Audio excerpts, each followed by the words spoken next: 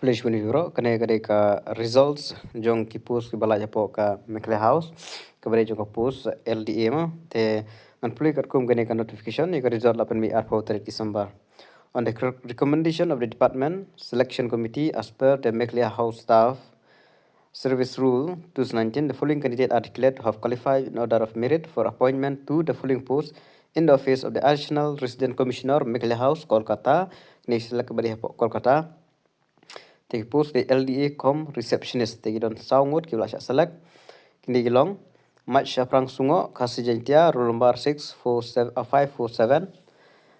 Uma Nongbak Sangma Garo kategori roll number 117.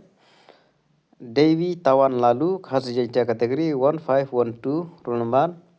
But Elida Michelle Tisangma Garo kategori roll number 1922.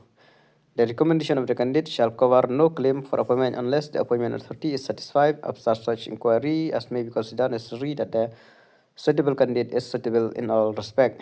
The congratulations namta gini sangut kibla yo yang nega post LDA CUM receptionist hapo Meghalaya House Kolkata. Tangine higi jibudep kubla shubun.